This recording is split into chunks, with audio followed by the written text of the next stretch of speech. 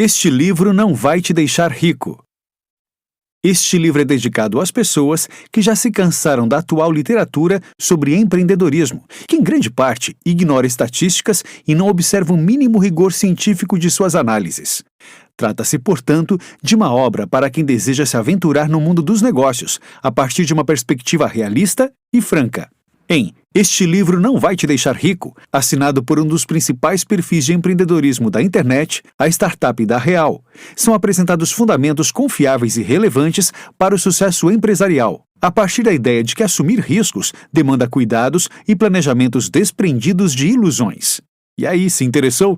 Então venha conosco e veja em apenas 12 minutos o que você deve saber antes de iniciar o seu próprio negócio, além de possíveis respostas para diversas outras dúvidas. Boa leitura!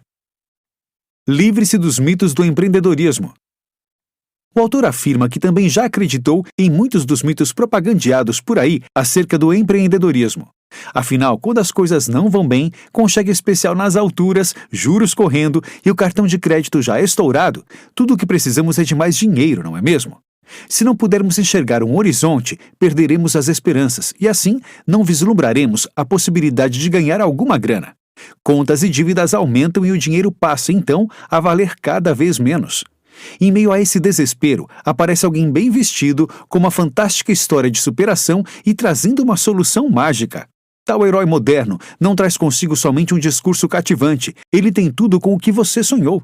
O herói está sempre bem arrumado nos vídeos, com ternos que você sabe, apenas de olhar, que custam mais caro do que o seu salário. Uma casa luxuosa e um supercarro em alguma localidade dos Estados Unidos são a cereja desse bolo, um verdadeiro sonho.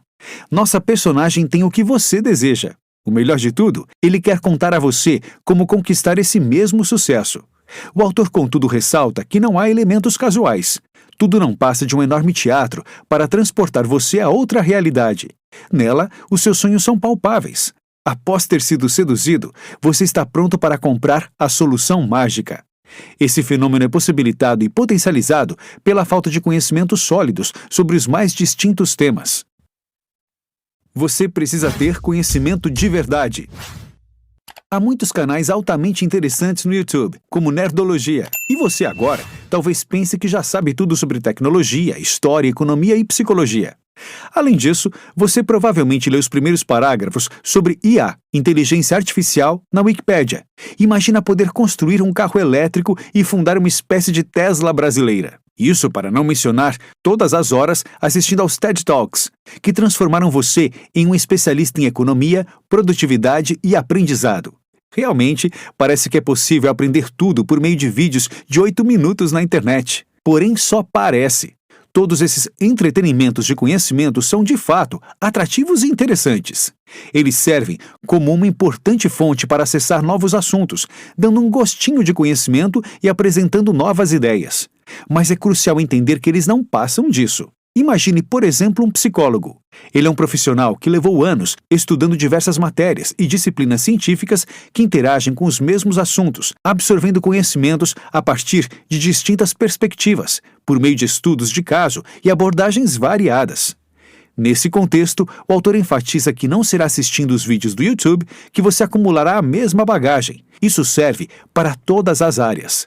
O problema com esses entretenimentos é que eles transmitem falsas sensações de conhecimento a respeito de um tema, sem que o espectador compreenda o quanto ainda falta a aprender. No fim das contas, temos um batalhão de jovens arrogantes se esforçando para explicar física de partículas para doutores. Temos o que é pior, jovens desejando inovar e desenvolver negócios em áreas acerca das quais não dominam sequer os mínimos conhecimentos necessários, embora já se considerem especialistas. Dessa forma, a pessoa permanece aprisionada nos conhecimentos, baseados no senso comum, sem ao menos ter consciência disso. Em seguida, passam a reproduzir verdades cristalizadas, como a que se segue, mas não verificadas por nenhum critério rigoroso ou empírico o suficiente para ser considerado científico. Por que achamos que empresários ganham bem? Em nosso país, segundo uma pesquisa recentemente efetuada pela Global Entrepreneurship Monitor, 72% dos empresários declaram renda familiar de até 3 salários mínimos, isto é, um total de R$ 2.811. Ademais, menos de 2% declara renda familiar superior a 9 salários mínimos, acima de R$ 8.433 mensais. Ao analisar esses dados, a primeira reação é pensar: não há nenhuma surpresa aqui. Se os empresários declaram rendas mais altas, pagarão mais impostos. Todavia, o autor considera perigoso afirmar que praticamente todo empresário é um sonegador de impostos. Em segundo lugar, ao observar os faturamentos e não as rendas, esses dados mostram-se perfeitamente coerentes. Segundo o Sebrae, 46% dos empresários afirmam que seu negócio fatura até R$ 1.000 mensais e 31% dos negócios ainda não faturavam nada no momento da pesquisa. A existência de uma fantasia, segundo a qual ter uma empresa significa entrar em um mar azul de dinheiro fácil, em que, por mais difíceis que sejam os desafios, os resultados serão muito melhores do que uma vida com carteira assinada e salário no fim do mês. Isso não é verdade. A maior parte dos médios e pequenos empresários que você vê trajando roupas caras e dirigindo carros novos está utilizando empréstimos, misturando os recursos da empresa a fim de atingir vantagens pessoais. Não é difícil justificar que, ao investir em si mesmo, também está investindo na sua empresa, mesmo quando você deseja apenas ter um carro importado e um iPhone novo. Os empresários têm 50, 150, 200, 300 mil reais na conta, mas essas quantias, normalmente, são recursos que obtiveram para alavancar seus empreendimentos. Lucro e receita de verdade, em muitas ocasiões, não existem. Assim, é altamente recomendável adquirir o máximo de conhecimentos sólidos. O que você precisa saber antes de empreender? Iniciar um negócio consiste em uma atividade considerada de alto risco. Independentemente de quanto tentem diminuir as variáveis dessa questão, na tentativa de criar uma aparência de que não há chances de erro, os riscos são uma das características intrínsecas ao empreendedorismo. Certos negócios implicam em riscos maiores do que outros. Porém, essa relação tende a se estar diretamente ligada aos retornos que podem propiciar. Em termos mercadológicos, é praticamente impossível que um ramo lucrativo apresente baixos potenciais de risco. As startups, por exemplo, são modelos altamente lucrativos justamente porque as taxas de fracasso também são altas. Os empreendedores que não entendem esse princípio subestimarão as probabilidades de que os seus negócios deem errado, agindo impulsivamente e estimulando que possíveis danos se tornem ainda maiores. Os vendedores de sucesso tentam encantar suas plateias pelo otimismo. Dizem que tudo dará certo e que, ao conhecer como os grandes empresários constituíram seus próprios impérios, não há como errar. Além dessa retórica, há outras formas de mexer com a imaginação das pessoas. E isso, é preciso dizer, não causa nenhum bem. Pelo contrário, serve apenas para ofuscar os riscos. Empreendendo sem recursos. Se você vive no mesmo planeta que o resto de nós e não integra uma minoria seleta que provém de famílias endinheiradas o bastante para investir nos sonhos de seus filhos, então você não possui os recursos necessários para empreender. Obviamente, você pode ter uma poupança, um carro passível de venda, para tentar fazer com que o seu negócio saia do papel, ou, como ocorre com muitas pessoas, o dinheiro proveniente do FGTS, recebido de seu último emprego. Por mais que esse dinheiro pareça, em um primeiro momento, razoável, é um montante bastante limitado, principalmente caso você não tenha outras fontes de renda. Os R$ 20.000 advindos do carro usado que você vendeu não serão inteiramente utilizados no desenvolvimento de um negócio. Boa parte do dinheiro servirá para pagar contas e consumido em gastos com alimentação. Por isso o autor insiste, é bem mais fácil empreender como uma atividade paralela ao seu emprego formal. Tal atitude é bem mais inteligente do que abandonar a sua segurança financeira em prol da abertura de um negócio que, por natureza, envolve riscos desconhecidos. Mesmo assim, é necessário saber como otimizar ao máximo os poucos recursos disponíveis à medida que não há um investidor dedicado a financiar os seus empreendimentos. Tirando ideias da cartola. Ideias originais são raras. A maior parte das dificuldades que se tornam grandes ideias já apareceu há muito tempo. É claro que copiar descaradamente um trabalho é um ato configurado como plágio, podendo ferir direitos autorais.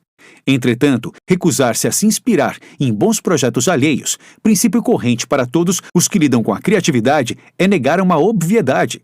Todo artista começa copiando alguém. Quando uma criança tenta pela primeira vez na vida fazer um desenho, ela não extrai ideias de sua mente e cria uma obra artística. Pelo contrário, quase todas as coisas que aprendemos foram por meio de repetições e cópias. Aprendemos a tocar um instrumento ao copiar belas músicas. copiamos as primeiras casinhas que desenhamos, os códigos que aprendemos, etc. O ensino de programação é um bom exemplo disso, pois em grande medida os estudantes copiam algoritmos de um quadro e analisam como eles respondem. A seguir, o aluno pode fazer modificações e assim compreender as relações. Copiar diversos projetos e ideias ao aprender é uma parte essencial da formação de repertórios. Quanto mais projetos vamos copiando, replicando e entendendo como funcionam, fica mais fácil combinar e associar seus mecanismos posteriormente. Essa dinâmica é fundamental na criação de produtos e/ou serviços. Criando um produto. Cada produto, obviamente, tem uma forma específica de produção, sendo inviável entrar em detalhamentos simplificadores neste microbook. No entanto, há certas características relevantes que todos os empresários necessitam para entrar em um determinado nicho de mercado. Existe uma crença inocente, sobretudo, em indivíduos mais jovens, que esperam um método quase que religioso baseado na meritocracia, de que as chances de sucesso dos produtos são definidas por suas qualidades intrínsecas. Ter o melhor produto, dentro dessa mística empreendedora, é um conceito bastante variável, podendo incluir designs mais eficientes, mais funcionalidades, melhor usabilidade ou menores preços. A realidade, contudo, reside no fato de que, embora esses elementos tenham um peso relativo, ninguém opta por este ou aquele produto apenas porque ele é considerado o melhor. Essa constatação não deve, de modo algum, ser negligenciada por quem busca criar produtos e lançá-los ao mercado com alguma chance de sucesso. Você precisa de um time, ou pelo menos um par. Se você considera que é capaz de fazer tudo sozinho, isso pode se dever ao fato de já ter lido todos os livros sobre empreendedorismo, decorado o livro Startup Enxuta, programado a vida inteira e também possuir um bom gosto para o design. Ao ver todas as tarefas que compõem um processo, é provável que você pense, eu posso fazer isso sozinho. Não obstante, o nosso autor é enfático. Não, você não pode. Em termos práticos, ninguém consegue focar consistentemente em todos os elementos necessários para estudar e pensar modelos de negócios, fazer parcerias e acordos, realizar vendas e ainda desenvolver novos produtos. Embora existam alguns poucos exemplos de pessoas que realizaram isso individualmente, a realidade é bem mais difícil do que aparenta. Os mitos que constroem as narrativas dos grandes empreendedores, como gênios solitários, não passam de puro storytelling. Sempre há alguém ajudando. Nesse ponto, muitos pensam as coisas exatamente ao contrário. Em primeiro lugar, você deve encontrar um sócio e depois desenvolver uma ideia que, a propósito, será significativamente modificada com o passar do tempo. O mais provável é que, ao final desse processo, nada se parecerá com aquilo que você pensava inicialmente. Às vezes, você nem atuará no mesmo mercado. Nesse contexto, o sócio deve ser alguém que mereça sua confiança para realizar o que desejar. Lembre-se de que, para ser considerado uma boa sociedade, a pessoa deve estar disposta, sendo dedicada e acessível às tarefas do trabalho. Essa, infelizmente, é uma das partes mais difíceis e, ao mesmo tempo, indispensável do empreendedorismo. O assunto abordado pelo autor não se esgota, como o próprio menciona neste livro, e, por conseguinte, em nosso microbook. Afinal, trata-se de um tema extenso e existem diversas outras ideias a serem abordadas, segundo a realidade e o momento vivido por cada pessoa. No entanto, acreditamos que os elementos mais básicos que trouxemos até você possam lhe ajudar a não cair em falsos discursos e a desenvolver uma base interessante de conhecimentos para empreender e, principalmente, pensar e agir por si mesmo. Gostou do microbook? Então leia também Gente que Convence e saiba como utilizar as características de sua personalidade para potencializar o seu poder de persuasão.